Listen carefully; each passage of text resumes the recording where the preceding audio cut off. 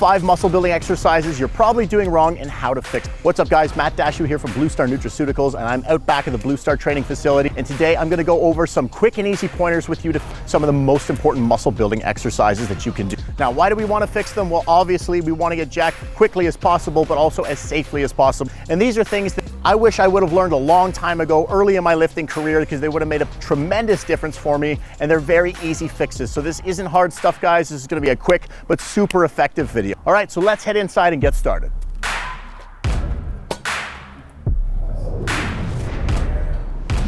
All right guys, so first exercise we're gonna talk about today is lunge. So I'm gonna demonstrate here for you as ugly as possible. Pray for me.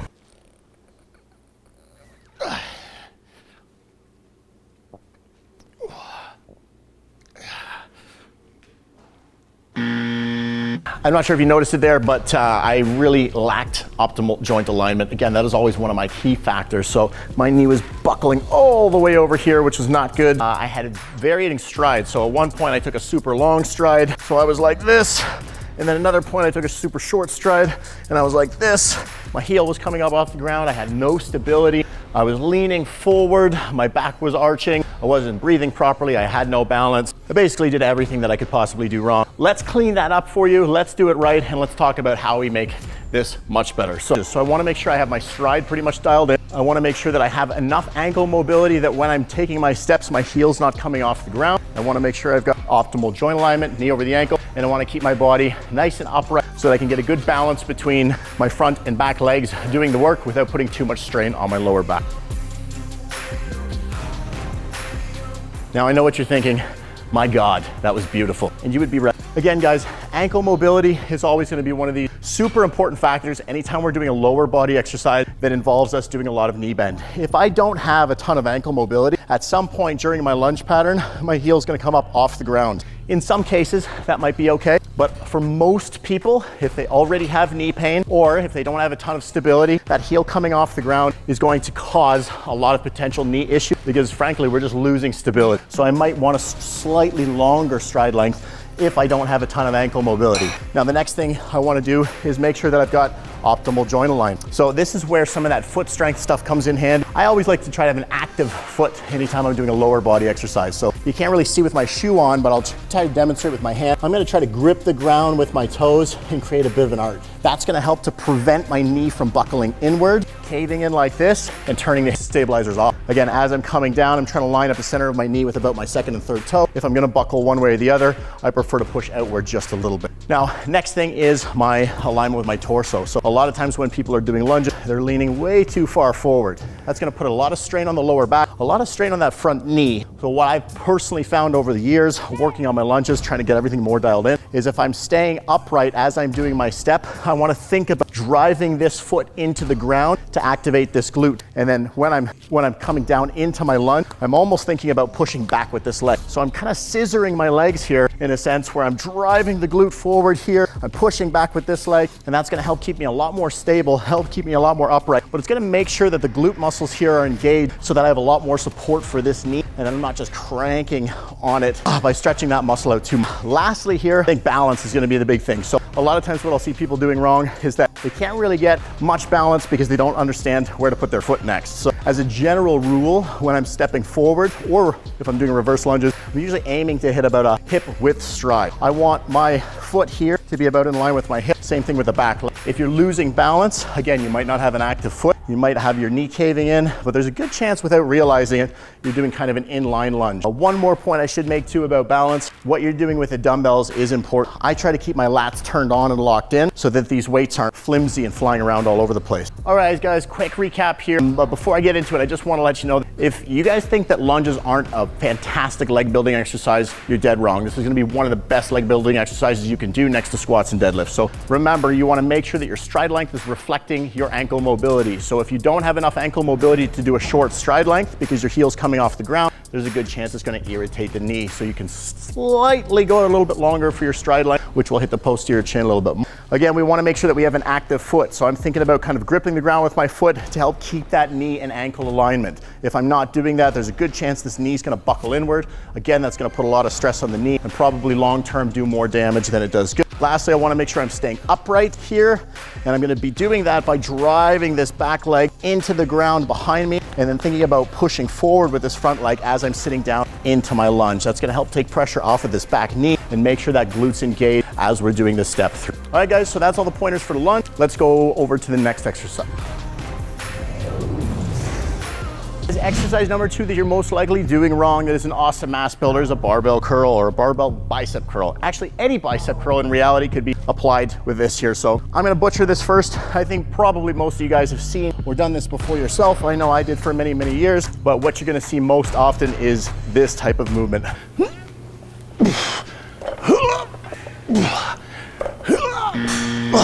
Now that's really just a great way to throw your back and not put any emphasis on your biceps whatsoever. So there's a time and place for a little bit of momentum in movements. I try to keep it towards the end of the movement if I'm trying to squeeze out a couple extra reps. And I always make a point to do it safely where I'm not cranking my lower back, being absolutely obnoxious and ridiculous with the range of motion. And I'm gonna make a point to make sure I'm making use of that negative. If I'm gonna cheat for a rep, it's not just to get numbers, it's gonna make sure that I'm gonna get some growth out of it. The main thing to keep in mind here is that we wanna take away as much momentum as possible. We wanna make sure that we're not driving the hips forward, cranking the lower back, cranking the lower back, cranking the lower back. As I'm doing the curl, I'm taking leverage off of that muscle. So I wanna make sure that I keep the elbow in line with the shoulder as I'm doing the curl. And at the top, the elbow can come forward just a little bit to get a peak contraction. Outside of that, I really don't wanna be using any type of momentum, and I don't wanna type a whole bunch of movement coming from this elbow joint. Otherwise, I'm just taking pressure off of that bicep, and I'm gonna get less gains at the end of the day. Now, I will demonstrate here what I would do if I was going to cheat just a little bit. That's it. And I would make sure I make that negative count. So very subtle movement, just a little bit of hip oomp, as I like to call it, to make sure I'm getting a little bit of momentum, but I'm gonna make that rep count. I'm not doing it just for the number, I'm doing it for the growth. That's the most important point. Don't think about just moving the weight, think about flexing that bicep through the entire rep. At the top, even squeeze for a second or two, and make sure you go nice, full range of motion. So full range of motion, flex into it, don't use a ton of momentum, and if you do, save it for the final reps, don't make it look ugly, and make sure you make the negative count. On to exercise number 3. And number 3 is planks. Now, I know what you guys are thinking right away. Planks, muscle build, that doesn't make any sense. Planks are gonna build muscles. Listen to me, if you don't have a strong core, you can't build shit. I'm gonna show you a butchered plank first. I actually call these plunks, because they're not really planks. There's all sorts of ways to do these wrong, so I'm just gonna do one kind of weird worm wave type thing here to show you all the different things that can be happening that are wrong with it. One is gonna be your arm positioning. I can put myself too far out, my elbow's too far out. If I'm not strong enough to handle that, it's gonna make my lower back arch, my butt stick up in the air. The next thing here is just letting the hips sag in general. That's not really a plank. Now I'm just hanging out on the vertebrae. I'm not really engaging any muscle there whatsoever. The next mistake that a lot of people make will be that they push their butt way up in the air. Again, I'm not really doing a lot of core work. Most of the emphasis now is on my shoulders. And probably the other thing would be is I see a lot of people doing this with bent knees. So I'm gonna show you the right way to do this now, or the way that I do it. I want you guys to think about a plank not just as a core exercise, but a full body exercise. So I want you to think about maximizing full body tension. And just like all of the other exercises we go on and talk about, we want joint alignment, so we want good position.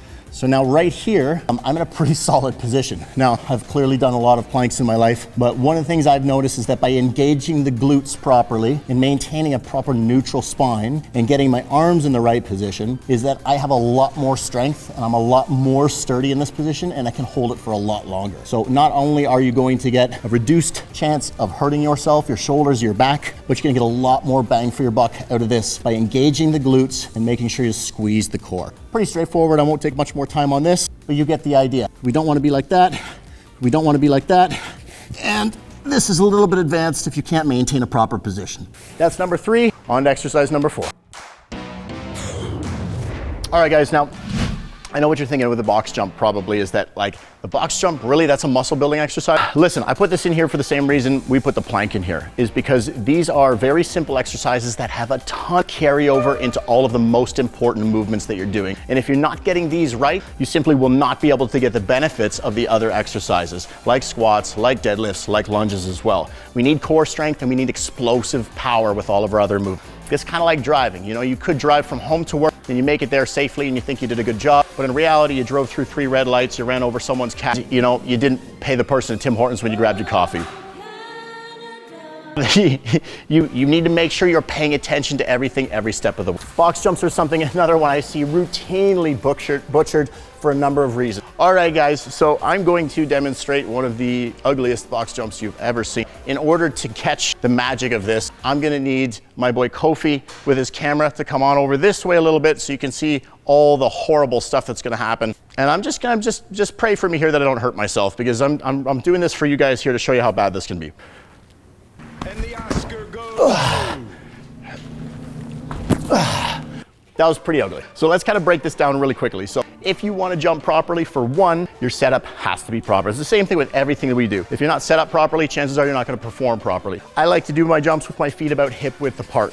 And I also like to load my jumps as though I'm doing a hinge pattern. Now this will vary depending on your tendencies towards quad dominance versus posterior chain dominance. As a general rule, my experience has been longer femurs, shorter torso, load a little bit more like a deadlift, and shorter femurs, longer torso, load a little bit more like a squat. As I'm coming down, I don't want my knees buckling in. That's the main thing. In jumping, we also do something called a snap down. So you'll see a lot of athletic instructors doing this, but essentially what we're doing is we're tapping into the elasticity of our entire muscular system by using the upper body as well. So my arms will be upright. When I'm loading my jump, I'm gonna throw my elastic bands, basically that elastic capacity of my body. And then when I jump, I'm gonna launch my arms back up in the air so that I can tap into that elasticity to help propel me higher into the jump. Now, when I'm jumping up, again, I'm going to think about jumping as high as possible, even though I'm only gonna land on this. And then when I land, I wanna think again about making sure my knees don't buckle in, and then I'm landing stable and balanced. So let's try this again. So arms up. There we go. If you can nail your box jumps down, if you can become more explosive, then you're gonna be able to lift more with all of those main lifts. So that's why this is one of the most important ones. On to the next lift. Exercise number 5 today is a seated row. We're gonna do a cable variation here, but it really doesn't matter because a lot of row variations, the pointers are gonna be the same. Now, I'm gonna do in typical fashion here, I'm gonna do a very ugly rep. And then as I'm doing this, I'll explain to you what's going on, but then we're gonna clean it up for you and show you how the masters do it. So if you wanna make sure you do rows wrong, make sure your lower back is rounded, make sure your upper back's rounded, make sure your shoulder joint doesn't really move, and make sure your elbow goes way behind your shoulder. This is about as ugly as it gets. You guys are always gonna hear me talk about joint alignment, so we wanna have optimal joint alignment. In terms of rows, joint alignment has a lot to do with where our shoulder blades are gonna be sitting and where our elbows are gonna end up in relation to our shoulder. It's important when we're doing rows that we engage all of the back muscles. If you are just rowing and your elbow is moving but your shoulder is not, you're not really working any of the scapular stabilizers, any of the upper back muscles, mid traps, upper traps, low traps, probably not even really the rear delts all that much. So let's bang this out here. Now, I like to set myself up so that I'm far enough away that my knees don't get in the way of my arms when I'm rowing. So I don't sit like this, because that's a bit of a pain in the ass, if I'm being honest, but I don't need my knees to be locked out either. Now from here, I can keep my torso totally straight as I'm doing this, but I like to increase the rep range a little bit by leaning forward as I go through the end range, the stretch raise of my rep. The lats are attached to the arm. So the further the arm gets away from the torso, the more I'm gonna increase the range of motion of the movement. And remember, the muscle that gets stretched the most is probably gonna grow the most. So as I come forward here, I also keep my back straight. I don't like to round it. And I'm gonna lean back as I pull, squeezing the shoulder blades together, keeping the rib cage elevated, lower back nice and neutral. And at the end of the motion here, my elbow is gonna finish about in line with the shoulder. So you can see, if I'm doing this properly, my shoulder blades are wrapping around my rib cage as I come all the way out, and then they're squeezing together as I do my full contraction. So again, full range of motion, big squeeze. If you want an added pro tip, an extra bonus on this one, I like to drive the shoulders down, push the cable down on the way out. You will feel your lats light up like never before. And that's it for number 5.